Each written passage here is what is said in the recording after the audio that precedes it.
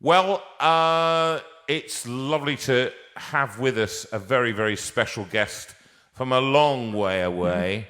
Not down the south coast, not even in the Lake District, or not even in La Belle France, not even in l'Espagne, not even there, but cross the continent, cross over Morocco. There you go, and you go further down, and you get to a place called Uganda, and we welcome very specially Bex. Now, say it for me. Okotel. All right, there we go. Bex Okotel. Well Bex done. Okotel. Thank you, Jonathan. Bex, You got it. It's lovely. It's simply delightful to have you. And welcome to the JV Live from the Steinway Room. And it's such a pleasure to have you. So where are you exactly in Uganda? Okay, so we're right over in the east, quite close to the Kenyan border, in a town called Mbale. Say it with me, Mbale. Mbale. And it actually, I'm saying town. It just got changed into a city, actually. So I'll get into trouble for that. We are now a city. Can you believe? Gosh. But the population is around about 100,000, something like that. Increases to about 300,000 during the day because of people coming in. So, yeah, it's actually a very beautiful place, right nestling in the foothills of Mount Elgon. And, it's really glorious. So highly recommend it. The physical surroundings, just describe them a bit. Is it extremely hot there at the moment? Well, tell us about the temperature. Just make us very jealous or not? Well, we are actually in the coolest part of the year, so it's only around about 20 to 25 degrees at the moment. You must be freezing. Hottest time of the year is around Christmas, January, and then you're heading towards 35, 40 degrees maybe. Yeah. Oh, my. So this is the best part of the year. My goodness. Well, that's fantastic. So it's nice and cool. It's the nice, acceptable part of the year for you. Well, that seems to be about very pleasant. The level of our summer here anyway. We're going to be basking in 21-degree heat tomorrow. You know, basking. Lovely. Good old Blighty. Yes, yeah. I know. And Bex, just to say, your dad is watching right now with great pride and glowing pride. Les Sherlock, who I've got to know, the great piano tuner of Alfred Brendel and the like, and so he suggested that I gave you a call and we talked about you, and because he said she's such a wonderful girl, married to such a lovely man. So you've married a Ugandan. Is that right? You've married a Ugandan. I did. I married a Ugandan. This is back in 2007 because I came here in 2006, and like a crazy fool, I fell in love. And decided to get married here to the wonderful Moses. And I've been stuck here ever since. Yeah, Moses. You see, I love the fact that you've married a guy called Moses. I mean, that's kind of let my people go. Absolutely brilliant. Leading me through the wilderness. Blessings. 2006, you said you went out there. Why did you go out there in 2006, Bex? I was asked to come out to help a British GP who has a clinic here, and she really needed someone to help her manage her clinic. That's what I used to do back in Dorset. I was one of the managers at quite a large doctor's practice back then. So I came over to help good old Dr. Jan run her clinic, do some of her personnel work and manage her records and all that kind of stuff. So I was then actually going to come out for a year. I thought it would look nice on my CV, you know, a nice little sabbatical for a year, coming out to Uganda. And then, obviously, God must have had other ideas for me. So, that kind of sabbatical extended, ad infinitum.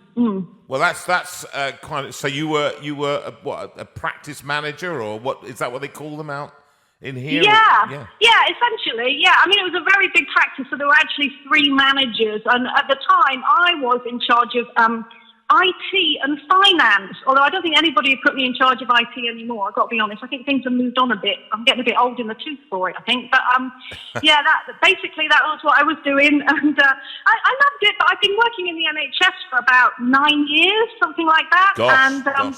I really felt like I could do with a bit of a change, something to give me another kickstart, you know. So coming out to Uganda, I thought would be excellent, using some of the skills that I'd been given at that time. And for sure, I was working with Dr. Jan for about 4 years. And in fact, still, we're great friends. I was around her house the other day, and we work in partnership with Dr. Jan even now. So, yeah, really fun times. Really loved it. So, Dr. Jan is a major kind of medical figure in that area, I presume. Is that right? Yeah, she's one of the major medics around here. She runs a hospice, and they do amazing work helping people who are like towards the end of their lives. Helping them with pain relief and symptom relief, and just helping families in that difficult time, you know. And it's often neglected here in Africa. People are kind of like sort of shoved in a hut in the back of a village somewhere to die, and it can be very difficult and painful for them. So she does an amazing ministry there. It's wonderful, and yeah, kudos to her. She's great. Gosh, that sounds really kind of. Really right in the vibe of things. You really put your hand on. Tell us, in a way, it must have been. We're going to have a little break in a second, but I just wanted to say, Sure. It must have been a major shift culturally for you to go from from a reasonably prosperous country like this to go to Uganda. I've got friends in Uganda. I got another friend who went out there as a missionary and married a Ugandan as well. So I know a little bit about it, and it must have been a bit of a shock, was it? Oh, yeah, for sure. No matter how much you prepare, you know, and even up until now, what have I been here now, 14 years, something like that. Even now, there are still times when I'm thinking, what on earth is all that about? How does that work, you know? Yes. Because we have so much based on how we grow up, you know, and the assumptions that we make in our families as we're growing up as kids and teenagers and so on. And then you come here and find people like operating on a completely different kind of level of understanding of things, and to do with community and family and finances. I mean, you name it. It touches every area of our lives, culture, doesn't it? And still a lot to learn and appreciate, really, even up till now. Yeah. Well, and actually having married a Ugandan, surely that has helped. How did you get on with him? How did you get on with him, with his mother? Well, sadly, his mother died before I met him. But his dad is still around, and he has got a big family. So when we have a big family gathering on Christmas, around Christmas time, Boxing Day, and they all come around, and we roast a pig on the barbecue, and you know, we sit around chewing the cud, and just fun times, amazing family life. But thank goodness for Moses, who can kind of steer me through some of this stuff and explain why someone has made some weird decision and all this kind of stuff that goes on. So, gosh, well, listen, this is really interesting stuff. Look, what we're going to do is we're just going to have a little song, and then we always sing the same song every week about this time, and in between guests, and then we're going to come back and we're going to just mine down a bit deeper into the charity and what you're doing and why you're doing it and how you're doing it and all that, and how we can help you to do it better. Okay, so that's what we're going to do. So we'll have a thanks very much. Just stay on the line and we'll just sing a little song. Okay.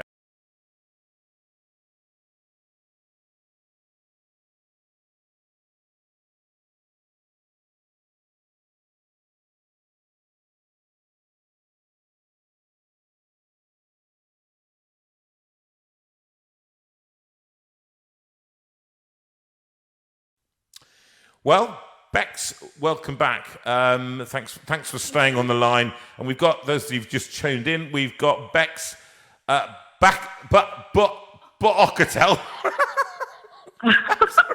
Sorry. Look, I'm an old man. Just leave me alone, all right? My wife she's gesticulating to me, trying to mouth the name. And so I'm just going to say Bex, because it's easier, all right? Yeah, just go with Bex. Just leave me alone and listen. I'm an old geezer. So, now, Bex, let's go to 2007. You get married to Moses. Yes.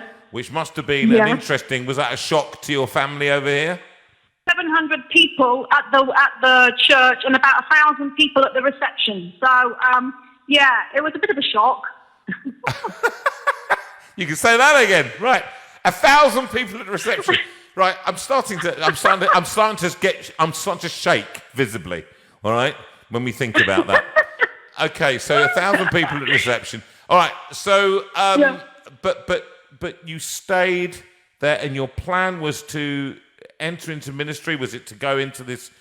Were you then doing the charity? What happened next? Tell us. Well, it's interesting because I was just planning on going back to work with Dr. Jan, and Moses was going to carry on doing his thing, working with another NGO. And in fact, it was on our honeymoon. He had this dream in the middle of the night, which he woke me up in the middle of the night. He has learned not to do that now, by the way. But anyway, he had this dream about starting a nursery school in the local slum. And so we chatted about it the next morning. When we got back to Uganda, because we were in the UK at the time, we got back to Uganda, and within 2 weeks, he just started. He went down there to a friend, a local pastor who had a church building there, and said, "Can I borrow your building during the week?" And Sam said, "Yeah, no problem." And he got a couple of his friends together and said, "Let's round up some of these street kids who are only about sort of 3 or 4 or 5 years old and see if we can help them." And so we started this thing in a very small way, about 30 or 40 children. And like I said, 2 or 3 staff that were only paid part-time. And it grew from there. I was obviously sending pictures back to the UK, letting them know what we were doing. And people just loved the idea and started sending us some money. And so it started to grow. And God started to give us some ideas about how to do it better, you know. I mean, initially we were just having these little kids in a room, just trying to teach them their ABCs and so on. And God really showed us how to expand that out to a more thorough kind of way of helping the children and their families. So now, shooting forward, God has really blessed us. We now have our own land, and we have our own proper nursery, the primary school, and this year a secondary school, which is really exciting. Yes, and on top of that, we have a family support team, which is a group of staff who are social workers, health workers, and finance advisors.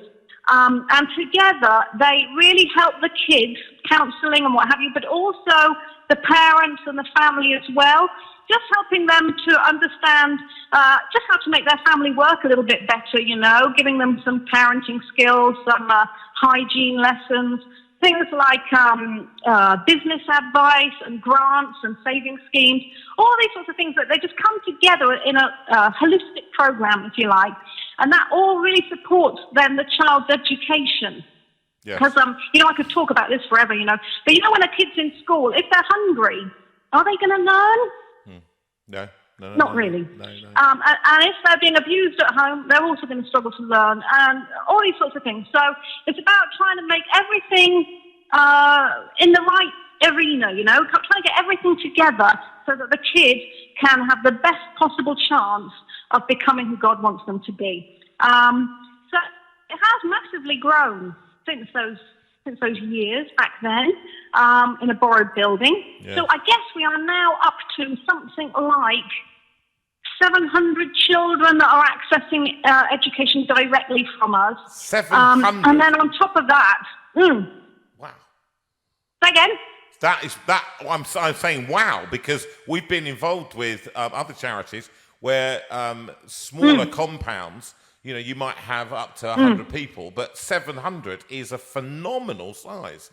I mean, it's really targeting... Yeah.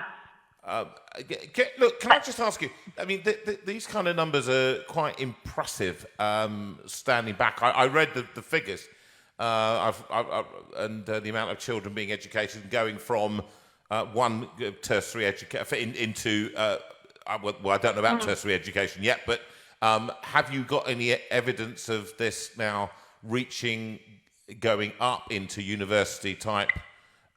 Because the age would be about right, wouldn't it, for people to enter into secondary school? Our eldest children now are going into, well, they would be, of course, if it wasn't for the lockdown, they would be going into their A-level years. Okay. But having said that, we do have some great examples of kids who, because, of course, we're looking at a relatively poor nation, so we really want to get kids to reach their potential and then quickly get into a position to be able to earn money and assist their families. Yes. So those children who aren't academically super bright, Yes. Those ones, they might finish their education at the end of primary, and then we support them going into straight into a vocational course. Yes. So primary here ends at around about 13, 14 years old, so it's a little bit later than the UK. Okay. So then they go into vocational learning, and we've got, for example, I can give you Igesa, bless him. He went straight into carpentry course after his primary leaving exam, and he is now a carpenter, and he is earning money, and he's helping his mum pay the rent, and he's helping his friends, and he's making a good living now. So yes, definitely we are seeing, fruit from this. Yes, which is a long-term for example, thing. with the mums. Yeah.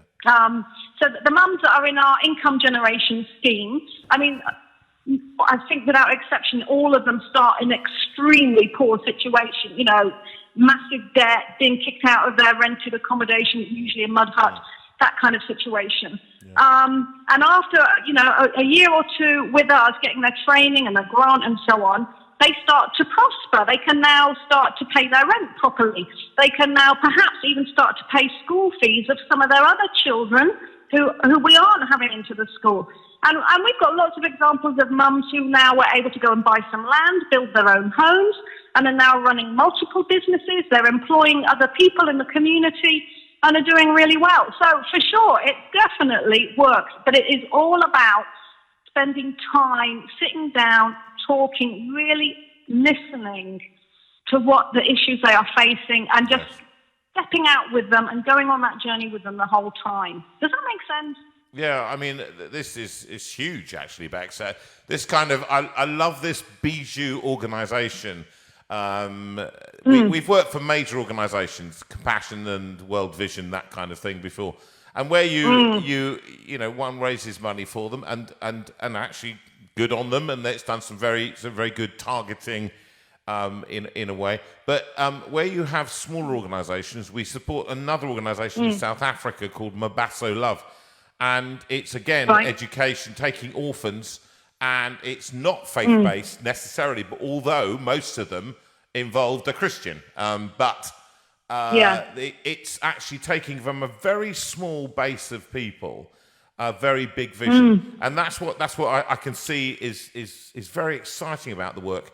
What would you say, first of all, are the major challenges for you working? I mean, notwithstanding lockdown, because that must have changed things severely. Yeah. Tell us about that. Massively changed. But I'll tell you about that later. I mean, normally in a normal year, challenges are often around. The normal kind of things you get with poverty anywhere in the world. So. Substance addiction is common, so you can get very cheap alcohol in the slum, and of course that presents its own problems. Yes. And then of course big hygiene problems. Of course a lot of the places they don't have running water, money for soap, that kind of thing. So then you've got all the normal kind of bacterial infections you can pick up, parasitic infections, tropical diseases, all those sorts of things that are normal challenges for a family. And then, of course, as single parents, so some of the mums, they've got multiple children from many different fathers, and the fathers are either not there emotionally or physically for whatever reason. Really struggling to keep their family together financially. And just generally, when you're in that situation, of course, you start to lose hope, don't you? You get desperate, you become seriously depressed, actually, and then that has a knock-on effect for the children as well.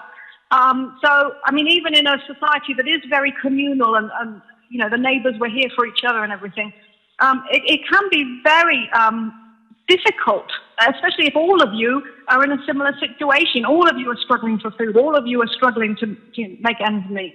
And then, of course, you've got situations of abuse that can happen, particularly for the children and for the women as well.